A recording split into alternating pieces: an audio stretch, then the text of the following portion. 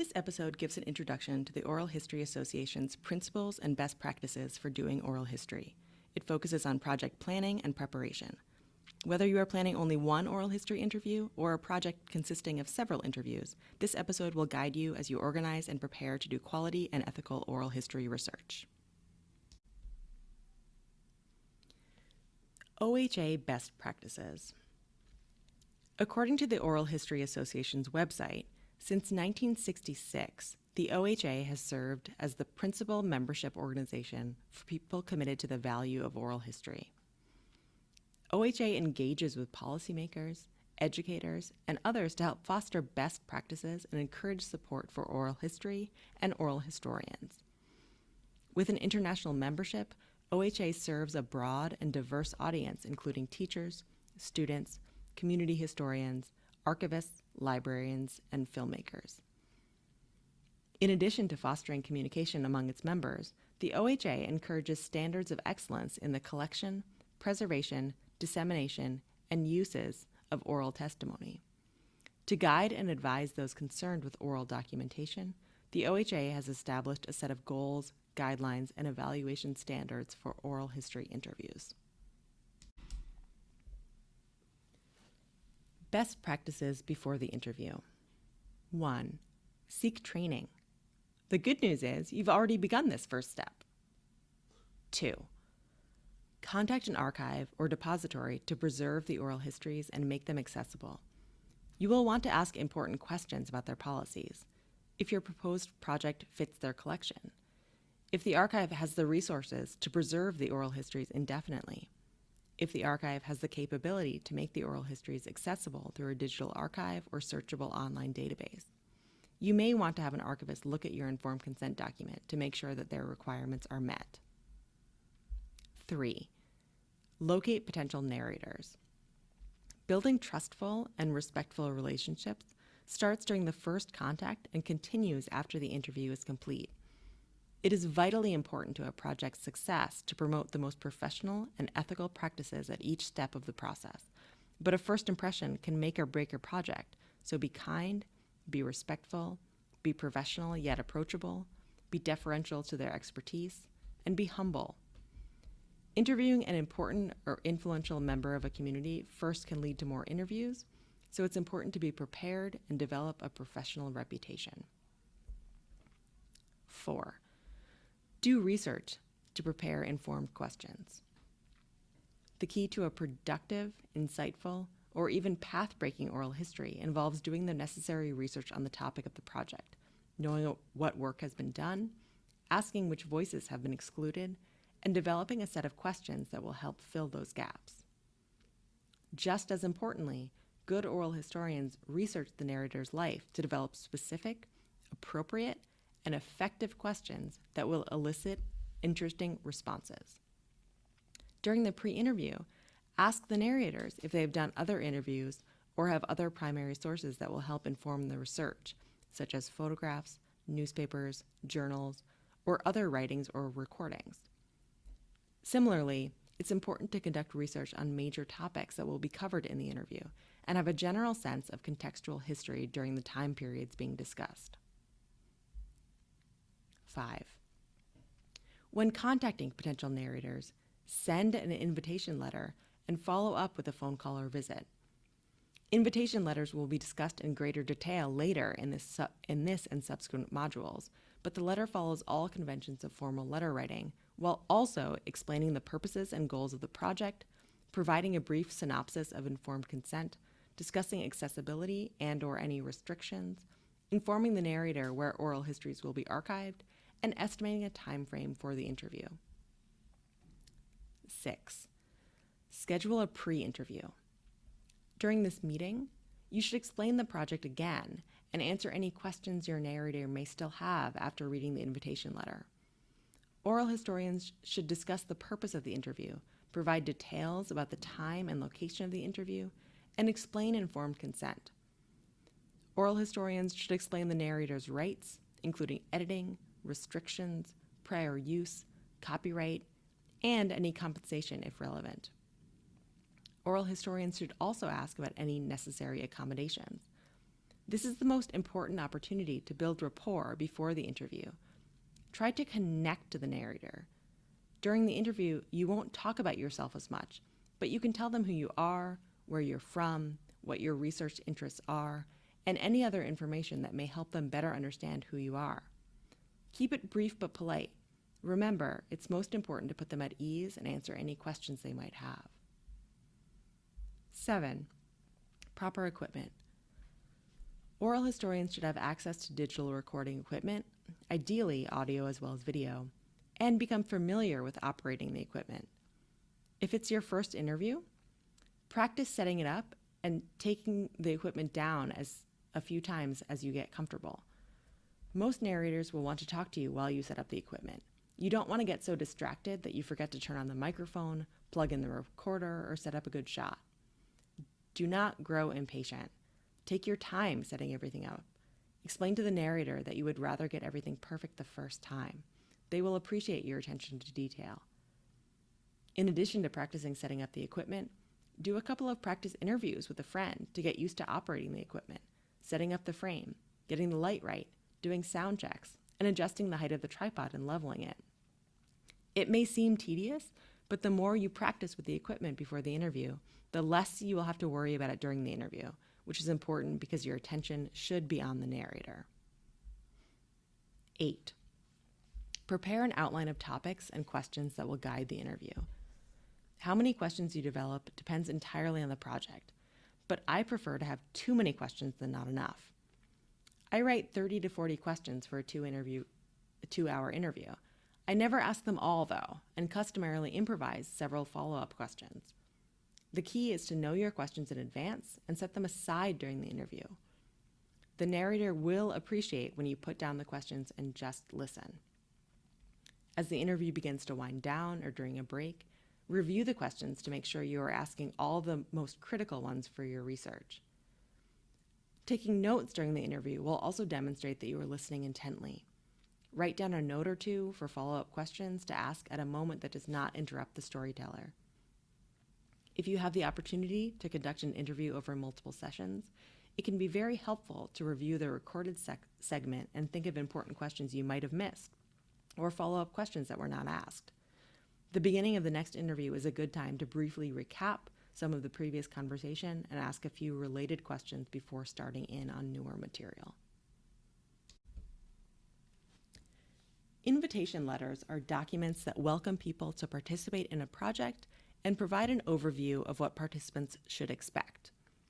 While invitation letters may vary according to the oral historian's particular style, all invitation letters clearly articulate some very basic information that a potential narrator will want to know before agreeing to share their lives with a stranger. While writing an invitation letter, use the customary conventions of letter writing with an appropriate style and tone. Here is some basic information that you should be sure to include. Who you are. Introduce yourself, your name, institutional affiliation if applicable, and your areas of interest or expertise. The purposes of the project. What is the overall purpose of this project? What are the most important topics you're interested in learning about? Format of the interview. How will this interview be done? Are you using video, audio, telephone, or some other online video conferencing technology? Location of the interview. Be open to suggestions about a mutually agreeable, convenient, and accessible location. Many narrators may suggest a location. It is your responsibility to ensure that the location is quiet, private, available, and accessible. Duration of the interview. Invitation letters should include a general idea of the time you are asking a person to devote to your project. While many interviews average between an hour and a half to 3, some interviews may be done over a series of sessions, and others may be completed in less than an hour. The letter should give a general idea of your expectations, but be open to compromise. Informed consent. The letter should explain in clear language that participation in the project is voluntary. You should also explain that the informed consent document releases the copyright of the recordings, photographs, and document to the oral historian or the archive. Inform the narrator that these materials may be used by researchers, educators, or the public. Discussing legal documents about copyright can make some people uneasy. Ease their concerns by explaining it in the clearest terms, but then give them time and space to read it carefully. Explain that the copyright release does not mean that they cannot use their oral history themselves in their own projects, if, for example, they're writing a memoir. But it does mean that you and others will also be able to use the materials. Be sure to give them a copy of the informed consent document for their own personal records. During this time, I typically explain to narrators that they have the right to refuse to answer any question, they may take a break at any time, and can stop their participation if they choose to before the interview is archived. Archive. Before trusting someone with their personal histories, many people will want to know where their stories will end up. You should give as specific information as possible about your plans to preserve them. For example, many veterans finding meaning in their war experiences, knowing that their histories will be included in the Library of Congress Veterans History Project, is helpful. Many other people find comfort in knowing their stories will not be forgotten. It may be impossible to predict exactly who might see the interviews, but letting them know that they will become public records will give them a better understanding of any information they may not want to share during the interview. Explain that the interviews may be used in research and/or teaching. Compensation. Discuss any compensation you will be offering narrators. Some oral historians will provide financial compensation for someone's participation. All oral historians should provide a copy of the oral history interview and offer an opportunity to review the contents and edit if necessary. This is part of what we call shared authority, which will be discussed in greater detail later. Some narrators will want to redact sensitive information after the interview is complete. Honor their requests and respect their privacy. Oral historians try to give back to narrators as much as possible, even if that's a transcript, photo, audio file, video file, or all four. Conclusion. The conclusion should highlight the significance of the project, why it's an important project, why their histories are valuable to record, and how honored you would be if they chose to share their experiences with you. Be sure to thank your potential narrator and, along with your signature, provide follow-up contact information, including a telephone number, email address, and mailing address at which you can be contacted.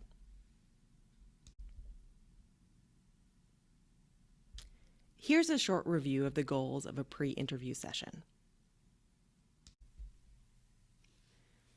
Pre-interview pro tips. Oral historians should be sure to ask the narrators if they require any accommodations. For example, many elderly people may have hearing impairments or difficulty understanding you. The pre-interview is the appropriate time and place to accommodate a narrator's needs. When deciding on a location, be sure to consider any issues of mobility. The best way to become aware of any unique circumstances is to ask. Most narrators will appreciate your being considerate. Some people may have been interviewed in the past. This should not discourage you from pursuing an interview with them, however. Quite the opposite, in fact. You should ask if you may have access to the other interview as an additional source for the research project. Don't be afraid to include physical sources as supplementary materials to an oral history. Journals, diaries, publications, and photographs are not only valuable primary sources, but they also may stimulate a narrator's memory. Some oral historians will ask for permission to make copies of these sources to include in the archived collection. Always be sure to return the original copies in a timely manner. Some people may also have collected newspaper clippings or other documents that may provide insights into your research subjects. Be sure to ask if they have such belongings that you may read or view. Many people are unfamiliar with oral history as a methodology and as a process. Ask the narrators if they have any questions. A lot of this can be overwhelming. It's your job to be as professional, accountable, approachable, and transparent as possible. Oral history as a methodology. Oral history differs considerably from sociology or psychology, precisely because of its goals, recording historical accounts. Sociologists and psychologists customarily do research with human subjects, using anonymous surveys and other types of quantitative research. The answers to these questions are more limited than oral history. Oral history encourages more open-ended answers and gives more time and space for participants to answer. Follow-up questions also reveal more depth and complexity in an interview. Oral histories are also generally made accessible as raw data for future researchers, whereas in other disciplines, the data is often analyzed and interpreted before publication. Most oral history interviews are not anonymous, although exceptions can be made. Oral historians typically prefer to do interviews with people whose accounts are verifiable with other sources. Guaranteeing anonymity is much more complicated in an oral history interview because questions often ask for personal details about a person's life. A curious researcher, if interested, may be able to identify a narrator's identity based on information provided in an interview. Seals can also be subpoenaed by courts, so it can be legally difficult for the oral historian to assure anonymity for the narrator. For more information on this topic, see the module on ethics in oral history. Oral history interviews are most valuable if they can be verified with other primary sources. Despite limitations of memory, oral histories can provide useful historical records of the past. When used in this way, oral histories are more valuable to historians if they can be verified. Unlike other types of interviews, oral history recordings are usually archived and made available to other researchers. This is the most important difference. Oral historians create historical sources when they research. Making history more accessible is one of the primary goals of oral history, so it's incredibly important that people's personal histories do not collect dust in a filing cabinet or remain on an external hard drive. As soon as reasonable, deposit your collections and make them accessible to other researchers. Research the subject. Know which questions to ask. Doing an adequate amount of prior research on a subject area while planning an oral history project will help you understand where your project fits with the literature and/or current knowledge on a subject. Knowing general information on a subject, understanding the basic chronology of historical events, reading about the significance of a community's role in the past, or knowing someone's biographical information will allow you to develop more effective questions. While the oral history interview is not the space to show off how much you know about a subject, showing competence in an area by asking in-depth questions will tell the narrator that you have properly prepared. As discussed later in the module, the two-sentence format will help facilitate this process.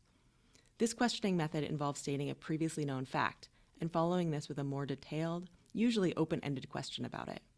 For example, you might say, "I understand you were the first person to attend college in your family. How did your education impact your family relationships?" These types of questions let the narrator know that you took the time to research them and that you are genuinely interested in their experiences. If narrators are asked several questions that can be easily found elsewhere, they may grow impatient or bored. Asking more detailed and precise questions, however, may inspire more profound thoughts and significant answers, while at the same time facilitating their memories. Know your questions. Before the interview begins, study your questions.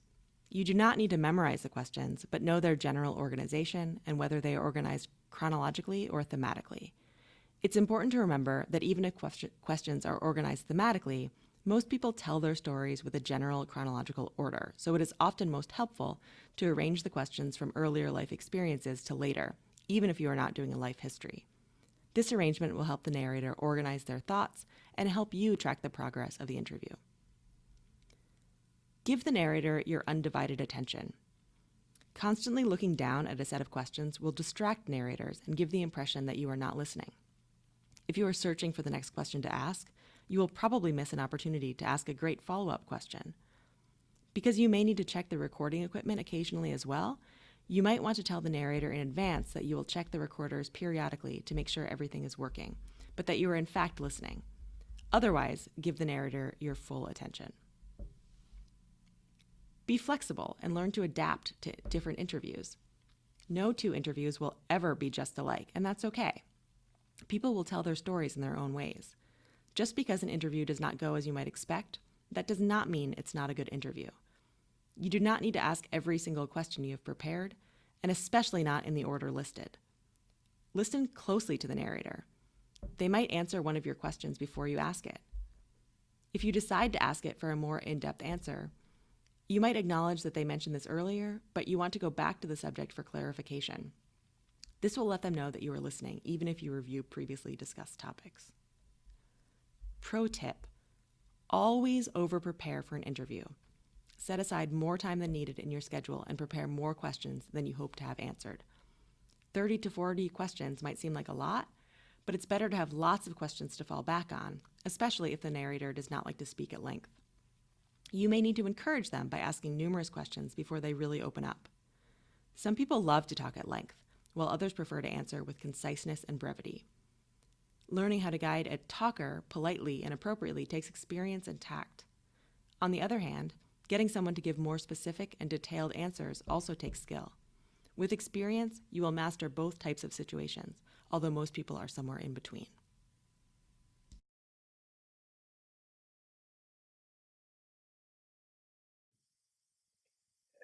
Have you picked up on some practical tips that you've learned over the years doing oral histories that a student might want to know? Yeah, I would say that when I have gone back and listened to the interviews that I've recorded over the years, um, either even as I'm transcribing them or just trying to figure out what use I want to make of them, the one criticism I repeatedly find myself making, and wincing, as I listen to these interviews is the tendency to interrupt too much with new questions. And so even after doing hundreds of them, it's hard. I mean, because you want to express curiosity, and you are curious, and somebody says something, and you get interested in, you think of a follow-up question, and you want to get it in there, or you worry that some little detail might get lost, and if you don't ask for a clarifying time and place or something. But I would generally tell myself, next time, just let the person talk, and you can be patient, and if you want to get back to it, there'll be time later. And I understand there's some pressure on some interviews. You realize the chances of getting a second interview or traveling back to this place are maybe not so feasible. So you want to make sure you get in as much as possible in the hour and a half or whatever you've got. But still, people will, in my experience, people generally will get to the things that are really important. And sometimes it helps to be a little provocative and a little prodding, but maybe not as much as you think is necessary. After all, this is not here's one distinction you might make between a certain kind of journalism and oral history is, if you were an investigative journalist and you wanted to follow a story of corporate malfeasance, you would want to get on camera or on tape, an interview with a CEO in which you're asking very difficult questions and you're pressing them and kind of like 60 Minutes. Mike Wallace used to be kind of infamous for being, annoyingly, aggressive. But that's oral history. I don't think works best in that form, unless you're really, part of your project does involve interviewing really, high-ranking people, and I think it's fair to be a little more pressing with those people. I mean, they're used to it, and they're in positions where that sort of comes with the turf. But when you're interviewing, sort of regular folks, you don't need to really, and you shouldn't really press them hard. It's really more about listening. That's what I'd say. So that one piece of advice. Another piece of advice is, don't have a long list of questions in your lap. I wouldn't be hard and fast. I mean, you can have a piece of paper around, but I would really try to just have a conversation. Now, which isn't to say it's not important to prepare a list of questions in advance. That's part of the homework I think you should do. I mean, you sort of ask yourself, well, what do I know about this person in advance? Well, maybe not much, but I know sort of a little bit. And so based on the little bit that you know, what are some interesting questions you might want to ask? So write those down and think about them, but have them in your head, not on your lap, because I just think anything you can do to make it just a human interaction and a discussion in which the other person is doing most of the talking, to be sure, but you're listening, you're not worrying about your next question. So be curious and let what the person is saying steer the conversation to the next question, because I think it's a mistake to really radically change topics again and again and again. Now, sometimes you have to do that, and you can even preface it by saying, "Well, this is a big change of topic here, but I really want to ask you about